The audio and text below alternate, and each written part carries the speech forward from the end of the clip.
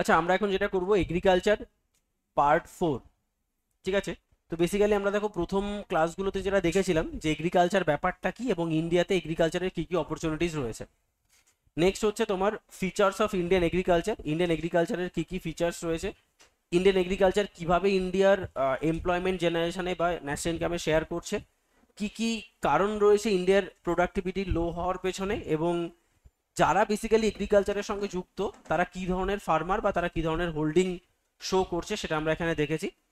আর কত প্রকারের ক্রপস হয় ইকোনমিতে, কত প্রকারের প্রবলেম, তার কি সলিউশন হয় সেটাও আমরা এখানে দেখেছি। প্রবলেমের কি কি সলিউশন আনা হয়েছে সেটা হচ্ছে 4টে প্রবলেম আমরা দেখেছিলাম। একটা হচ্ছে তোমার basically lack of finance, water, sheet, crop damage. তো আমরা ক্রপ ড্যামেজের জন্য ইন্স্যুরেন্স দেখেছি, শিটসের জন্য বিভিন্ন শিট ব্যাংক দেখেছি, ওয়াটারের জন্য আমরা ইরিগেশন সিস্টেম দেখেছি, আর ল্যাক অফ ফিনান্স যেটা সেটা আমরা পড়ছি।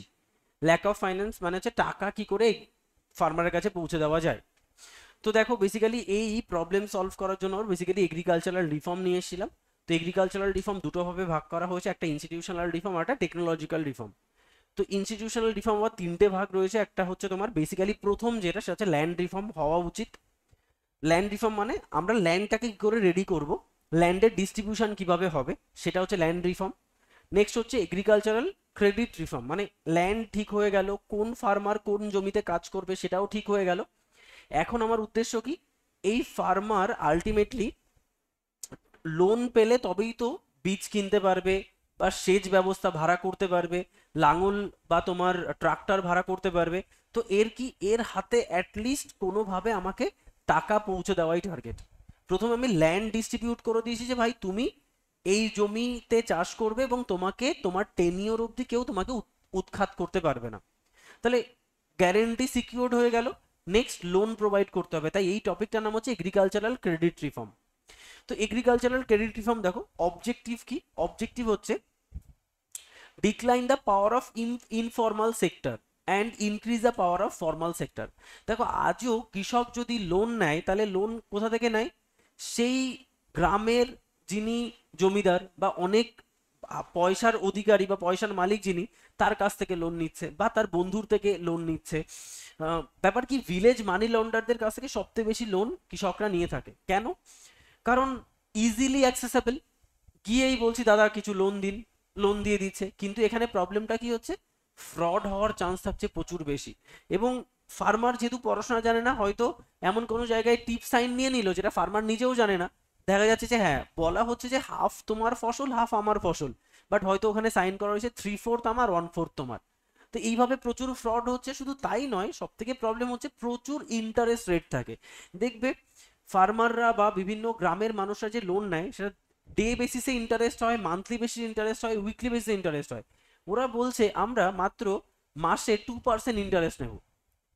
ফার্মার ভাবছে কম, কিন্তু যদি তুমি সব বছরের বেসিসে ভাবো তাহলে অনেক ইন্টারেস্ট, মাসে 2% মানে অনেক।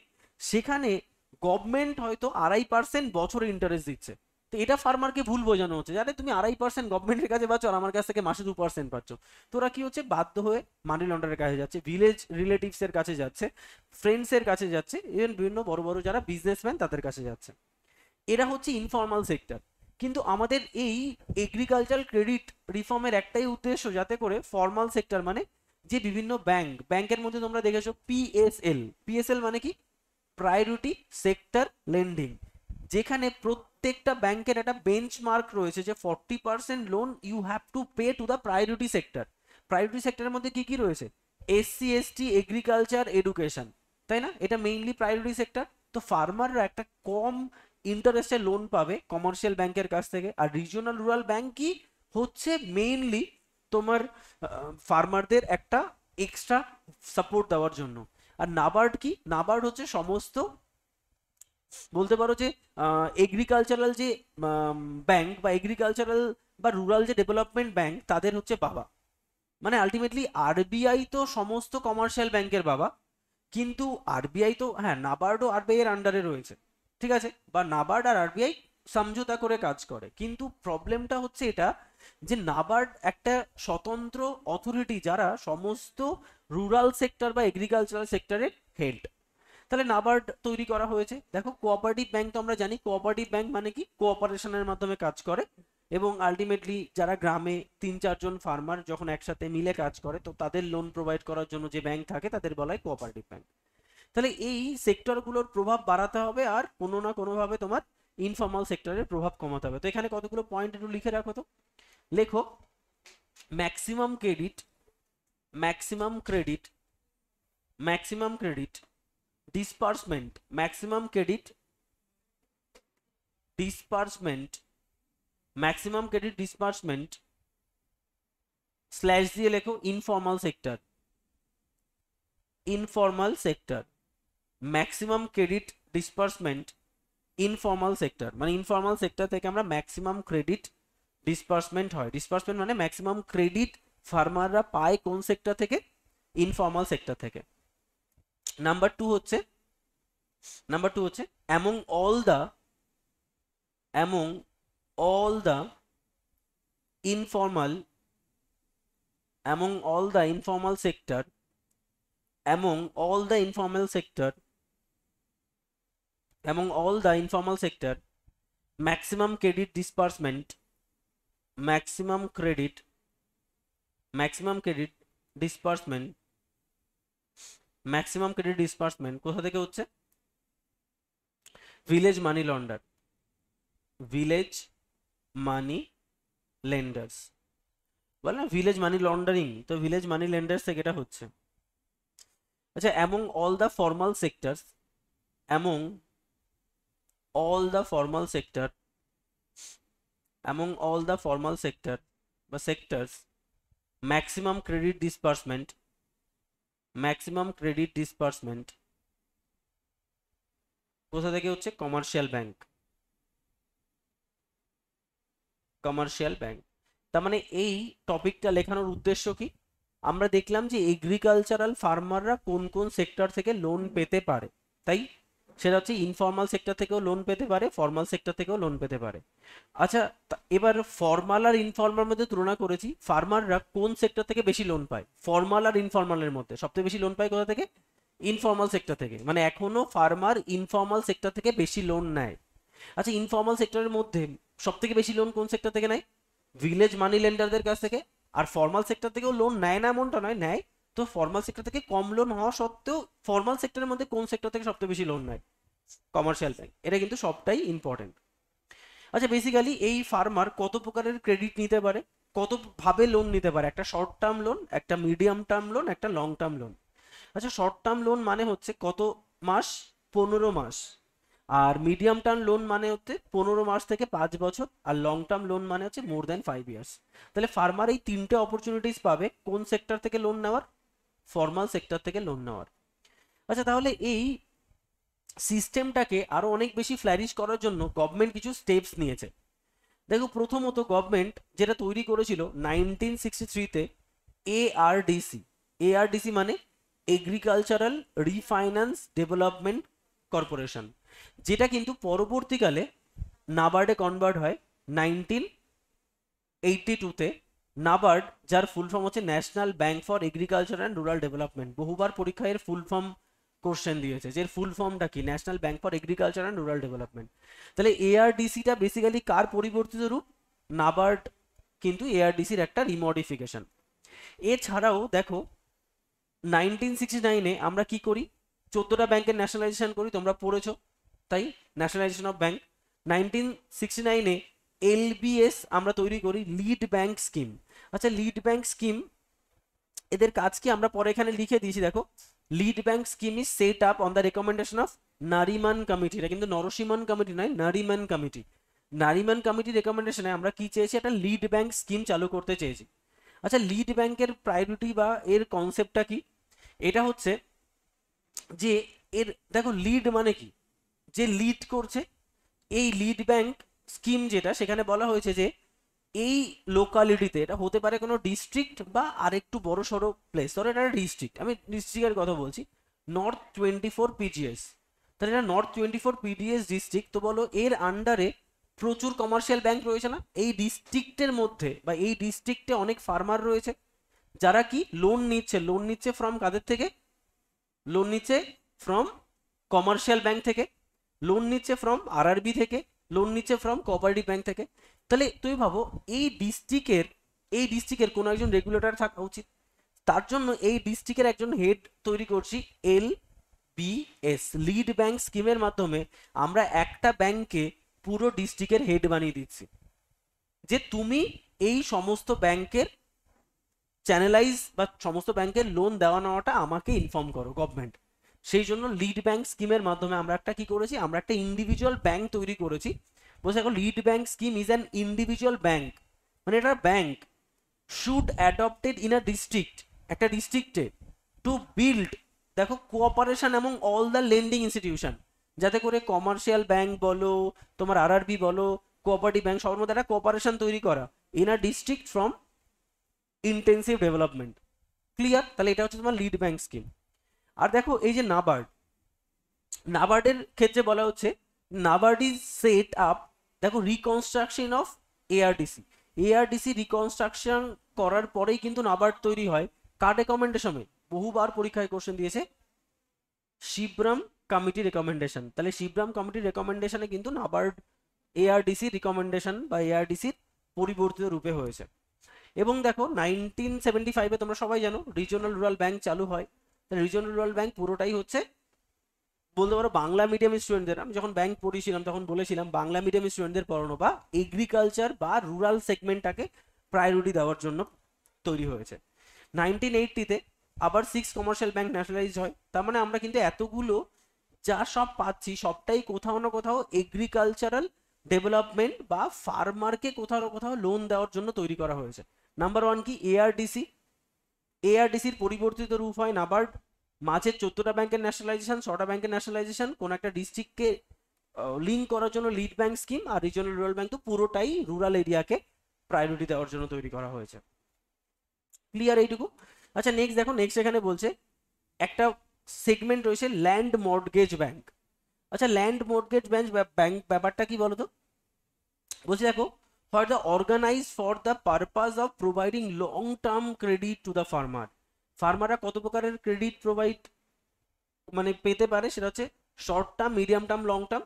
তো দেখো ল্যান্ড মর্টগেজ ব্যাংকটা generally long term credit provide করে। কেন বলো তো? কারণ এখানে দেখো ল্যান্ড মর্টগেজ ব্যাংক, কেন মর্টগেজ কাকে বলা হয় বলো তো? মর্টগেজ মানে হচ্ছে বেসিক্যালি যেটা আমরা কোল্যাটারাল হিসাবে জমা দেই। তুমি ধরো লোন নিতে যাচ্ছ কোনো একটা ব্যাংকে, তাহলে ব্যাংকে তুমি কি করবে? 100 টাকার লোন নিলে 100 টাকার কোল্যাটারাল দিতে হয়। তো কোল্যাটারালের আর একটা নামই হচ্ছে মর্টগেজ। তাহলে এই মর্টগেজ, যেটা ল্যান্ডই মর্টগেজ হিসাবে ইউজ হয়, মানে কোন একজন ফার্মার যখন লং টার্ম লোন নিতে যাবে তখন সেই ফার্মার তার যে নিজের ল্যান্ড, সেই ল্যান্ডকে মর্টগেজ রেখে লোন পাবে, তাই এর নাম ল্যান্ড মর্টগেজ ব্যাংক। ঠিক আছে? তো এটা কি লং টার্ম ক্রেডিট প্রোভাইড করে। আচ্ছা ল্যান্ড মর্টগেজ ব্যাংক একটু লিখে রাখো তো এর সম্পর্কে। লেখো ল্যান্ড মর্টগেজ ব্যাংক পরবর্তীকালে ল্যান্ড মর্টগেজ ব্যাংক পরবর্তীকালে নাম চেঞ্জ করে কি হয়? Land development bank. Land development bank পরবর্তীকালে আবার নাম চেঞ্জ করে এটা হয় CARDS। এটা হচ্ছে নাও বা রিসেন্টলি এর নাম চেঞ্জ হয়েছে CARDS, কার্ডস। আচ্ছা কার্ডসের ফুল ফর্মটা লিখে রাখো। কার্ডস মানে হচ্ছে, এখন এর নাম আমরা বলছি যে cooperative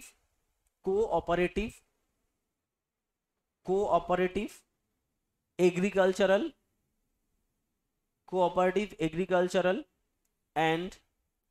and rural development bank.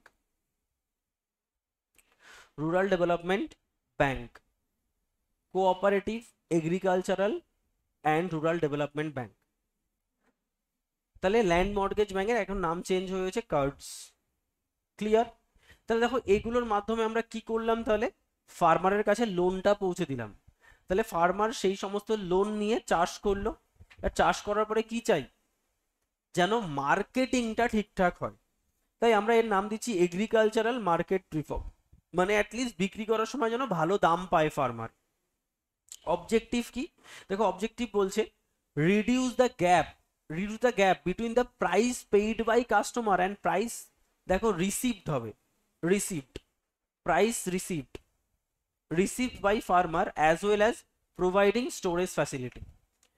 তার মানে কি দেখো, বেসিক্যালি এগ্রিকালচারাল মার্কেটিং ফার্মের একটাই কাজ, যে এই ফার্মার ধরো 1 কেজি চাল বিক্রি করছে 10 টাকা পার কেজিতে, কিন্তু আমরা কাস্টমার যারা, তারা ওই চাল কিনছি 40 টাকা পার কেজিতে।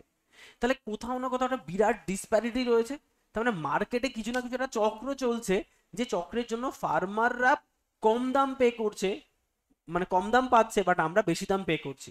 তাহলে ইনস্টিটিউশনাল রিফর্মের মধ্যে এগ্রিকালচারাল মার্কেট রিফর্মের এটাই কাজ, যে যাতে করে কোনো না কোনোভাবে যেন আমরা এই গ্যাপটাকে রিডিউস করে দিতে পারি। যেন এরকমটা যদি কোনোভাবে এরকমটা হয়, ফার্মার তোমার 25 টাকায় পে করছে আর আমরা 35 টাকায় পে করছি, এতে আমরা কি, আমরা একটু নিশ্চিন্ত হলাম, আমাদের 5 টাকা তো কম হলো, এদিকে ফার্মার 15 টাকা বেশি পেলো। আর মাঝে ডেফিনেটলি বিজনেস তো বিজনেসম্যানরা করবে, মাঝে 10 টাকা তারা বিজনেস করলো, তাহলে সবাই লাভবান হলো। কিন্তু এতটা ডিসপ্যারিটি হলে ফার্মারকে চাপানো হচ্ছে। এই পুরো ক্লাসটা হচ্ছে ফার্মারের সেন্টিমেন্টটাকে দেখা, যে ফার্মারকে কেন লস করিয়ে তোমরা মার্কেটে লাভবান হচ্ছ, ফার্মারকেও বেশি কিছু দাও, তার জন্য আজকে আমরা খেতে পাচ্ছি, তার জন্য আজকে তোমরা বিজনেস করতে পারছো। সেই জন্যই এটা হচ্ছে এগ্রিকালচারাল মার্কেট রিফর্ম, মার্কেটটাকে অ্যাট এনি হাউ প্রায়োরিটি দেওয়া। আচ্ছা, নেক্সট হচ্ছে, তাহলে তুমি দেখো এখানে আমরা কি তৈরি করি এই জিনিসটাকে রেডি করার জন্য। সেটা হচ্ছে, দেখো মার্কেটিং দু রকমের হতে পারে। একটা হচ্ছে নর্মাল মার্কেটিং। নর্মাল মার্কেটিং মানে ফার্মার ইন্ডিভিজুয়ালি মার্কেটে গিয়ে বিক্রি করতে পারে, বা ফার্মার কারো থ্রু দিয়ে মার্কেটে বিক্রি করতে পারে। আর একটা হয় cooperative marketing in India. Cooperative marketing মানে যারা একত্রিতভাবে চাষ করেছিল, একত্রিতভাবে কোঅপারেটিভ ব্যাংক থেকে লোন নিয়েছিল, এবং আলটিমেটলি তাদের জন্য বলা হয় কোঅপারেটিভ ফার্মিং বা কোঅপারেটিভ মার্কেটিং। মানে একত্রিতভাবে অনেকের জিনিসপত্র নিয়ে যখন মার্কেটিং হবে, তখন তার ইন্ডিভিজুয়াল সেন্টিমেন্ট নেই। যখন আমি একা একা আমার জিনিস মার্কেটে বিক্রি করছি, তখন নর্মাল মার্কেটিং। বাট যখন আমরা 4-5 জন মিলে চাষ করেছি, তখন মার্কেটে বিক্রি করতে গেলে সবার মতামত ভ্যারি করতেই পারে, তো তার মার্কেটিংটা অন্যরকম হয়। তবে এটাকে বলা হয় তোমার, বেসিক্যালি দেখো এই কোঅপারেটিভ যে মার্কেটিং, সেটা নিয়ে বলা হচ্ছে অ্যাডভান্টেজটা কি, সেটা তোমার এখানে বলার চেষ্টা করছে, যে advantage of cooperative marketing on the cooperative basis. মানে কোঅপারেটিভ মার্কেটিংটা পুরোটাই কোঅপারেটিভ বেসিসে হয়ে থাকে। কোঅপারেটিভ বেসিসে তোমার যেমন চাষ হচ্ছে, কোঅপারেটিভ বেসিসে ফার্মিং হচ্ছে, কোঅপারেটিভ বেসিসে লোন নেওয়া হচ্ছে, কোঅপারেটিভ বেসিসে মার্কেটিং হচ্ছে। মানে এটাকে পুরোটাকে আমরা নর্মাল মার্কেটিং থেকে কোথাও না কোথাও একটু আলাদা করে রেখেছি। এবার দেখো এর কিছু কনসেপ্ট বলছে। Cooperative marketing, the societies probably the best method to reorganize rural marketing and promote growth। যাই হোক, এটা কোঅপারেটিভ মার্কেটিং এর একটা উদ্দেশ্য বলছে, যে কোথাও না কোথাও যদি কোঅপারেটিভ মার্কেটিং এর মাধ্যমে বা কোঅপারেটিভের মাধ্যমে আমরা চাষ করতে পারি, বা সমস্ত কিছু কোঅপারেটিভের মধ্যে যেতে পারি, তাহলে আমাদের প্রোডাকশনটা অনেক বেশি হবে, তাই নয় কিছু? তুমি বলো, একজনের পক্ষে করা যতটা সহজ, সেম জিনিস যদি দুজন করে, সেম জিনিস, আমি ল্যান্ড বাড়াচ্ছি না, তাতে তার প্রোডাক্টিভিটি অনেক বেড়ে যাবে না? তুই বাবা আজকে অ্যান একাডেমিটা যদি মানে আরো 10 জন টিচার পড়ো, তাহলে আমার উপরে এফেক্টটা কমে যেত, আমি আরো অনেক বেশি ইনোভেটিভ ভাবতে পারতাম। তার মানে ব্যাপারটা কি, ব্যাপারটা হচ্ছে তুমি যখন একই জিনিসকে অনেকগুলো সিস্টেমে ডিভাইড করে দেবে, তখন তোমার প্রোডাকশনটা অনেক বেশি হবে, একজনের উপরে লোড কম হবে, এটাই ব্যাপার। তো বলছে কোঅপারেটিভ বেসিসে যদি চাষ করা হয়, তাহলে অনেক ক্ষেত্রে প্রমোট বেশি হতে পারে। দেখো, দেখো এর সুবিধা কি, এটা অ্যাডভান্স লোন টু ফার্মার। দেখো তুমি ভাবো, তুমি ঠান্ডাভাবে চিন্তা করো, যদি সরমনা আমার থেকে লোন চায় একা, আর যদি 5 জন আমার থেকে লোন চায়, তাহলে আমি বলো তো কাকে লোন দিতে বেশি স্বাচ্ছন্দ্য বোধ করবো? 5 জনকে। কেন? ও যদি পালিয়েও যায়, এই 5টার যে কোনো একটাকে তো আমি ধরতে পারবো, ঠিক আছে, একটাকে না একটাকে ধরবোই আমি, এরকম একটা ব্যাপার সেন্স থাকে না? তো তুমি ভাবো, আজকে একা একা লোন নিয়ে পালিয়ে গেল, তাহলে আমার কিছু করার নেই, কিন্তু 5টা থাকলে যে কোনো একটাকে ধরতে পারবো, এই সেন্সটা তো কাজ করবে। তার মানে এরা সবসময় অ্যাডভান্স লোন পাবে, ঠিক আছে, যেহেতু কোঅপারেটিভ ফার্মিং এ এরা বিজনেস করছে বা ফার্মিং করছে। দেখো বলছি, it can have its own storage and warehouse facility. তুমি ভাবো, তুমি ভাবো একজনের প্রোডাক্টিভিটি বেশি নাকি 5 জনের প্রোডাক্টিভিটি বেশি? ডেফিনেটলি 5 জনের। তাহলে গভর্নমেন্ট এই 5 জনকে সবসময় বেশি প্রায়োরিটি দেওয়ার চেষ্টা করবে। কেন? কারণ ভাই তোমাদের প্রোডাক্টিভিটি বেশি, তোমাদের প্রোডাকশন বেশি হবে, তো তোমাদের আমি স্টোরেজ ফ্যাসিলিটি দেবো, যাতে করে তোমার ফসল নষ্ট না হয়। ওয়্যার হাউস ফ্যাসিলিটি দেবো, যেটা আমরা একটু পরেই পড়বো বা লাস্ট ক্লাসে পড়বো, what is wire house, what is buffer stock, what is storage. তো এই সুবিধাটা তারা পাচ্ছে। Even it can eliminate middle man. তুমি ভাবো 5 জন কাজটাকে ডিস্ট্রিবিউট করে দিয়েছে, ভাই তোমরা 3 জন চাষ করবে, আমরা 2 জন মার্কেটে বিক্রি করবো, মিডিল ম্যানের কোনো গল্পই নেই। তার মানে দেখো এরা কিন্তু এলিমিনেট মিডিল ম্যান করতে পারে, মানে কোঅপারেটিভ ফার্মিং বা মার্কেটিং এর একটা বিরাট অ্যাডভান্টেজ আছে। কেন? 5 জন একসাথে লোন নিলে লোনটা তাদের বিশ্বাস করে দিচ্ছে, নাম্বার 1। দ্বিতীয়ত হচ্ছে তারা একটা স্টোরেজ ফ্যাসিলিটি পাচ্ছে। নাম্বার 3, তারা মিডিল ম্যানকে হাঁটাতে পারছে, মানে এই price paid by the customer and price received by the farmer, এই ডিসপ্যারিটিটা কি হচ্ছে, কম হচ্ছে। কোঅপারেটিভ ফার্মিং এর অ্যাডভান্টেজ অনেক বেশি। দেখো 1958-এ আমরা তৈরি করি নাফেদ। নাফেদ, ঠিক আছে। দেখো এই যে নাফেদ লেখা রয়েছে, national agricultural cooperative marketing federation of India limited. তার মানে হচ্ছে যে এই কোঅপারেটিভ ফার্মিংটাকে পুরোটাকেই কে রেগুলেট করে? NAFED. NAFED is the apex organisation in cooperative marketing, ঠিক আছে। নাফেদ হচ্ছে apex organisation in cooperative farming. তো এখানে ফাঁকা জায়গায় লিখে রাখো, NAFED, NAFED, NAFED is apex, NAFED is apex body or organization, apex body for agriculture, for agricultural market বা marketing. NAFED is the apex organisation for agricultural marketing. আচ্ছা, এগ্রিকালচারাল মার্কেটিং, হ্যাঁ ঠিক আছে, নো প্রবলেম, তাতেও হবে আমার, ঠিক আছে। তাহলে নাফেদটা কি করছে? নাফেদ কিন্তু মেইনলি এগ্রিকালচারাল মার্কেটিংটাকে রেগুলেট করছে। এছাড়া কি রয়েছে দেখো, 1963-তে এনসিডিসি, এটাও তোমার কিন্তু দেখো ন্যাশনাল কোঅপারেটিভ ডেভেলপমেন্ট ফেডারেশন, এরাও কিন্তু তোমার কোঅপারেটিভ মার্কেটিংটাকে দেখাশোনা করে। নট অনলি দ্যাট, 1987-এ ট্রাইফেড তৈরি করা হয়। ট্রাইফেড মানে tribal cooperative marketing of India. মানে আলটিমেটলি ট্রাইফেড যেটা, দেখো একটা হচ্ছে ট্রাইবালরা কোথাও না কোথাও দেখবে আমাদের মেইন ছন্দ থেকে একটু আলাদা থাকে, ওরা কখনোই আমাদের সঙ্গে মিশতে চায় না। সেজন্য এই যে নাফেদ যেটা, সেটা তো আমার পুরো সাধারণ যে মার্কেটিং সেটাকে রেগুলেট করছে, ঠিক আছে, রেগুলেট করছে। কিন্তু যেটা তোমার ট্রাইফেড রয়েছে না, এরা শুধুমাত্র যারা ট্রাইবাল এরিয়া সেই এরিয়ার মার্কেটিংটাকে রেগুলেট করছে, ঠিক আছে। তো এটার ফুল ফর্ম লিখে রাখো তো, ট্রাইফেডের, TRIFED, ট্রাইফেডের ফুল ফর্ম লেখো। কোথায় গো? আচ্ছা, ট্রাইবাল কোঅপারেটিভ মার্কেটিং না, পুরোটা নেই, ট্রাইবাল কোঅপারেটিভ মার্কেটিং। ই কোথায়, ডি কোথায়? নেই তো, ওটা নর্মালি বলছে ট্রাইবাল কোঅপারেটিভ মার্কেটিংটাকে রেগুলেট করে, ঠিকই আছে, পুরোটাই আছে, লিখে রাখো পুরোটা, লেখো tribal cooperative, tribal cooperative, tribal cooperative marketing development federation, tribal cooperative marketing, tribal cooperative marketing development federation,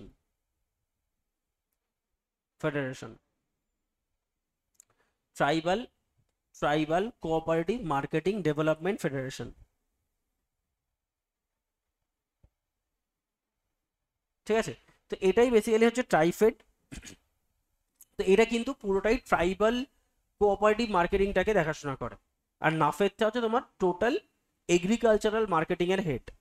আচ্ছা, এছাড়া দেখো আর কি করা হয়েছে, 1963-তে এনএসসি, এনএসসি মানে ন্যাশনাল সিড কর্পোরেশন, এটা তৈরি করা হয়।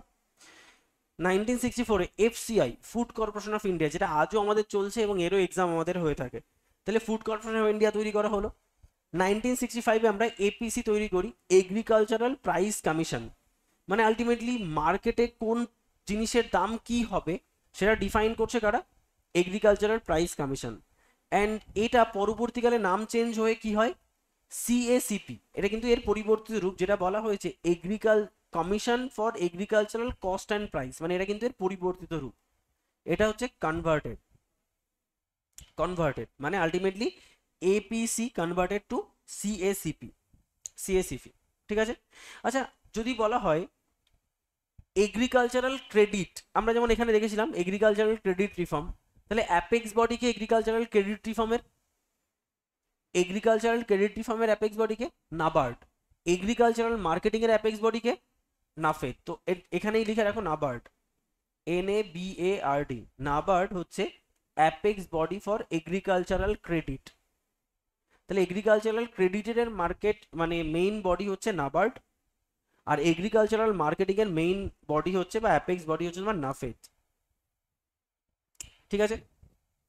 আর যদি বলা হয় ট্রাইবাল এরিয়ায় অ্যাপেক্স বডি, ট্রাইফেড, তাহলে এটাও এখানেও লিখে রাখো TRIFED apex body for agricultural marketing in tribal area, তাহলে এটা হচ্ছে তোমার ট্রাইফেড।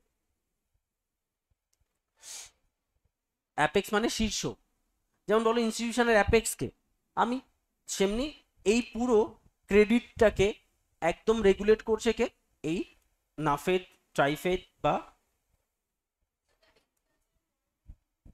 এগ্রিকালচারাল একটা মার্কেটিং, একটা ক্রেডিট, এটা মার্কেটিং ইন ট্রাইবাল এরিয়া,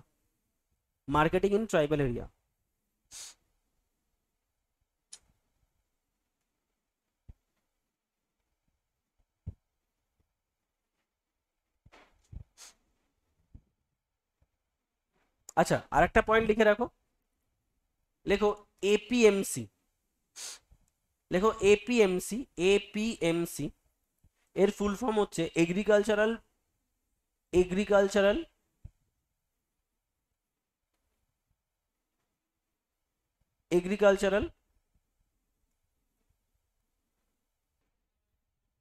দেখো agricultural produce and PRODUC and livestock, agricultural produce and livestock market committee, agricultural produce and livestock market committee, agricultural produce and livestock market committee, এটা হচ্ছে APMC. এরা mainly কি করে, লেখো regulatory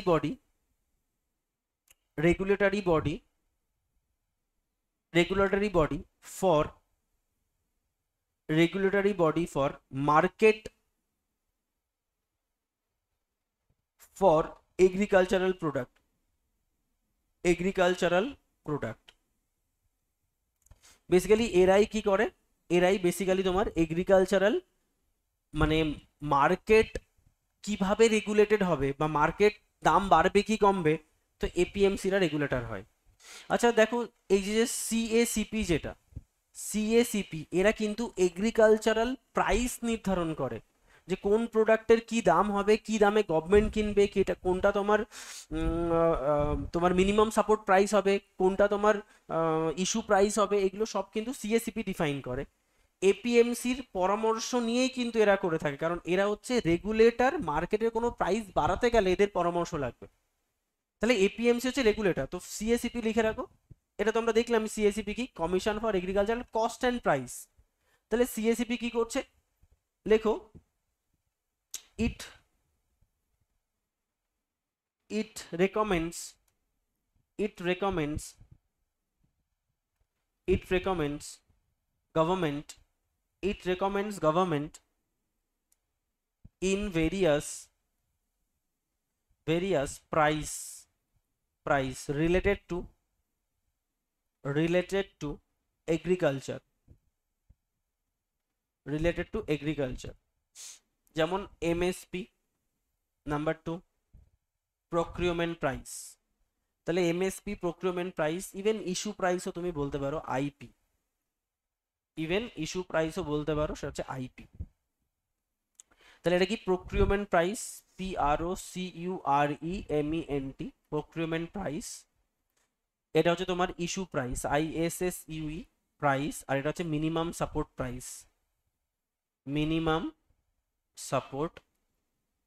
price, এই তিন ধরনের প্রাইস সিএসিপি ডিফাইন করে। তাহলে দেখো আমরা কিন্তু অনেকগুলো অর্গানাইজেশন সম্পর্কে জানলাম, ঠিক আছে, অনেকগুলো অর্গানাইজেশন সম্পর্কে জানলাম। তুমি যদি দেখো সেটা কি কি অর্গানাইজেশন সম্পর্কে জেনেছি,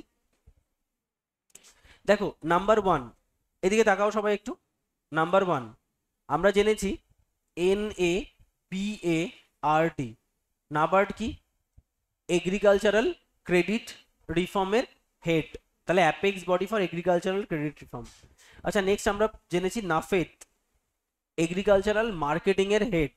আমরা জেনেছি ট্রাইফেড, ট্রাইবাল এরিয়ায় মার্কেটিং এর হেড। আমরা জেনেছি তোমার CACP, যারা এগ্রিকালচারাল প্রাইস ডিফাইন করে। আমরা পড়েছি এপিএমসি, যারা regulator in the agricultural marketing committee একটা। ঠিক আছে, তাহলে এতগুলো কিন্তু আমাদের বডি রয়েছে যারা বেসিক্যালি এগ্রিকালচারাল প্রাইসটাকে ডিফাইন করছে। তাই দেখো আমরা কিন্তু তিনটে জিনিস পড়ে নিলাম এই পুরো এগ্রিকালচারাল ক্রেডিট রিফর্মে। তো এরপরে আমাদের যে সেগমেন্টটা আসে সেটা হচ্ছে এগ্রিকালচারাল ক্রেডিট রিফর্মের পর আমাদের আসছে টেকনোলজিক্যাল রিফর্ম। মানে আমরা ইনস্টিটিউশনাল রিফর্মটা কমপ্লিট করেছি, টেকনোলজিক্যাল রিফর্মটা আমাদের শুরু হচ্ছে, বাট এটা আমরা আজকে করবো না, নেক্সট দিন করবো। তাহলে নেক্সট দিন আমরা টেকনোলজিক্যাল রিফর্মটা করব। দেন তোমার ইরিগেশন বা প্রাইস যেগুলো রয়েছে, আমাদের তিন প্রকারের প্রাইস বলছিলাম না, minimum support price, procurement price, issue price, ব্যাপারটা কি, এবং কিছু ইম্পর্টেন্ট ইনফরমেশন পড়ে নিলে আমাদের পুরো কোর্সটা নেক্সট দিন শেষ হয়ে যাবে।